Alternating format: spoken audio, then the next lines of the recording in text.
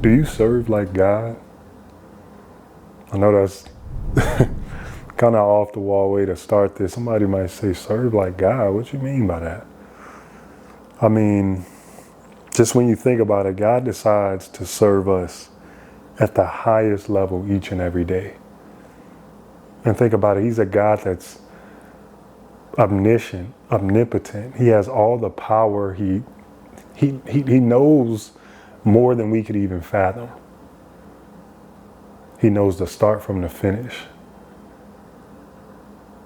Yet he decides to serve us each and every day like a good father would.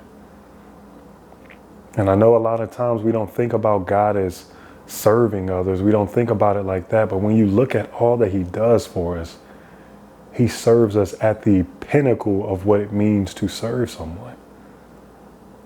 The definition of serve is to perform duties or services for someone.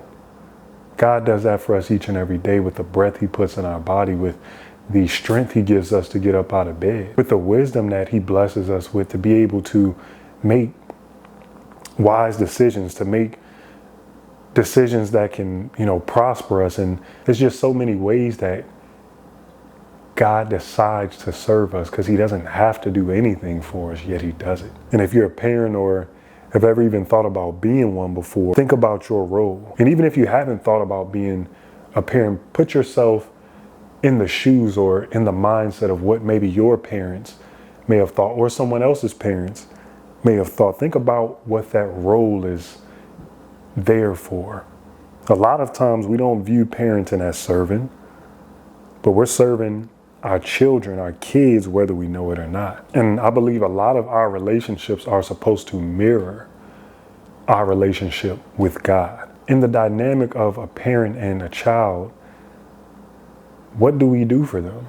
We make sure they have clothes on their back. We make sure they have food to eat. We make sure that they brush their teeth, that they do all these things that in the long run we see can help them and can be a blessing to them, whether it's in the moment right now or something 10 years down the road. We know that it can help them the same way that God blesses us. There's so many different things that when you tell a kid, hey, you need to get into the habit of brushing your teeth, keeping your room clean, doing these certain things, they don't see what the long-term benefit is of that. It's that, okay, I don't have to live with roaches in my house when I get older. I don't have to worry about, me having a pile of dishes in my sink all the time or dirty clothes all over the floor. Or I don't have to worry about people saying, bro, this guy's breath stink. He don't brush his teeth. These are long-term things that also can help in the short term. And God does that same thing for us each and every day. And us, even as adults, we're still God's children. So we can't understand it all, which is why sometimes when he tries to say, hey, go this way. Hey, do this. Hey, start creating this new habit. We say, well, why am I doing that? That don't make sense for what I'm doing. And he's saying, you don't see it. You don't see why I'm telling you to do this. Because my thoughts are higher than yours and my ways are higher than yours. But just as we parent our children and we say, man, if they would just listen, they don't see how it can help them in the future, but I can see it. God looks at us, I believe, the same exact way, saying they don't see it, but I see it. Can they just trust me? Can they just trust that I know what I'm talking about?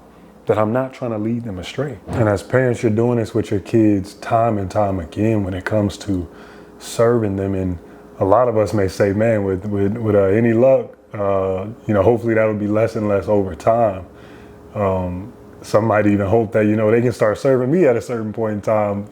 An example, hey, come in here and grab me that remote that's sitting right up here in the front of me. But no, on a serious note, though, we never stop serving. Because yes, as a kid, we start doing those basic things to serve them, showing them, hey, let's do this. Hey, let's do that. Hey, I have to provide for you in this way. I have to obviously give you food, give you clothes, things like that. But as you get older, maybe I stop serving you in the way of, I'm not changing your diaper anymore. Maybe you hit a certain age, I'm not washing your clothes anymore.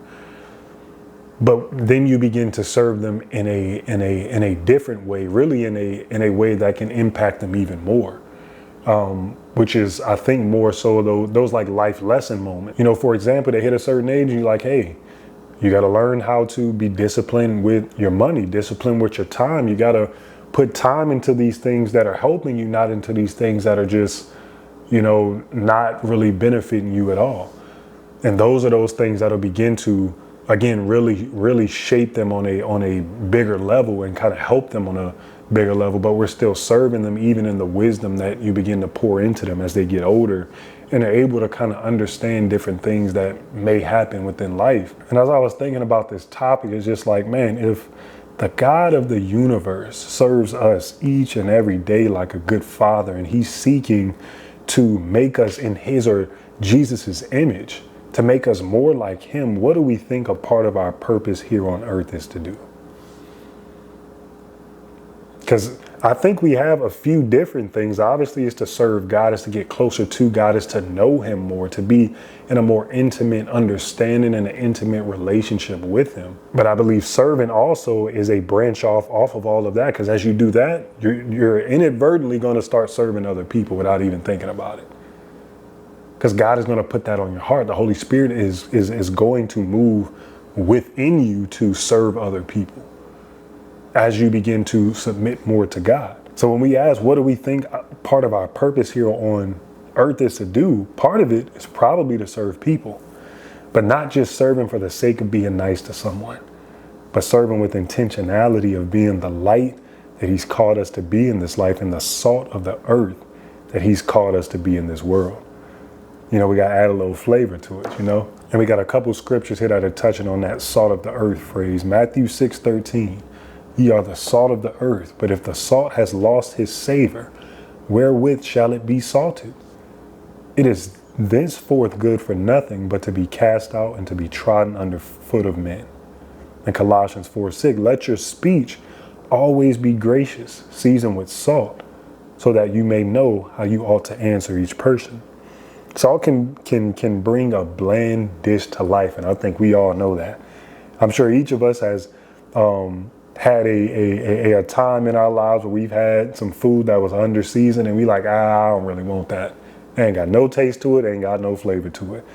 Versus when you've had that dish that had that perfect amount of seasoning, it's like, oh, hold on, that thing make your taste buds, just start jumping. You having a party, you feel me? There was a scene in the Disney movie Ratatouille that came to my mind when I was thinking of this topic.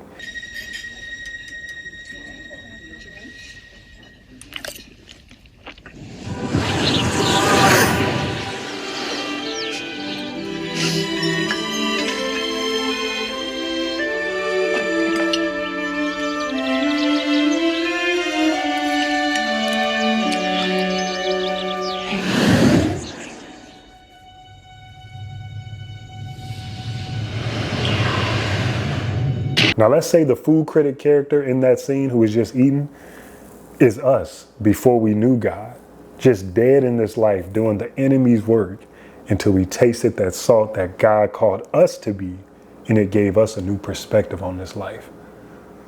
I mean, just look at his face. Look at everything that it's like you just dead to the world. You like a zombie walking almost. If you look at his face, it's like he's kind of desaturated. He don't really have a whole bunch of life in his face. To the moment when that meal just hits his taste buds and it's like, and it just opens his eyes to something else. Yes, it does bring him back to a different time in his life, but it opens his eyes. It's like, oh man, this is giving me a breath of fresh air. That example there, we're called to be to others what that dish was to the food critic, and bring flavor that adds a new perspective to someone who may have been dead to Christ, who may have not accepted Christ. We're called to not just shove it down there. If they're saying, I don't want it, you can't just shove some food in somebody's mouth and just make them eat it. But we have to just start off with the love of Christ, asking that person about themselves, asking them, where do you come from? What's your story? And as we begin, allow the Holy Spirit to lead and guide us throughout the conversation, towards the end of that conversation, they may say, oh man, hold on, let me taste some of that. Let me see what you're talking about. They may ask you a question about you, and now it gives you an opportunity, opens a door for you to shine that light, for you to be that salt that opens their eyes to a new perspective, that breathes life into them. And that flavor in itself is Jesus Christ. It's nothing that we have within us, but it's the Jesus that is within us. Like the movie scene, we should be seeking to serve others to give them a new perspective and see this life in its vividness through the lens of Christ or the Holy Spirit. Man, I hope this was a blessing to y'all, man.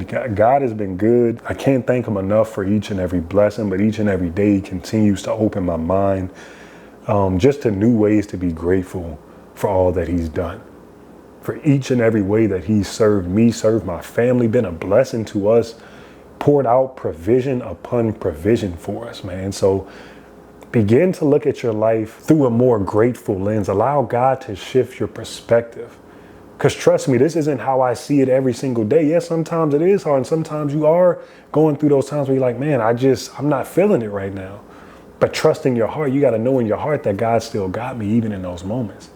And seek to be the light that God has been within us. Seek to serve others the way that God has served us each and every day. Sometimes it's hard for us to see how he served us. Sometimes it's hard for us. We don't even have the perspective right now to be able to look and say, oh, God did that. Oh, God blessed me with this. Oh, he blessed me with that. All these blessings are overflowing.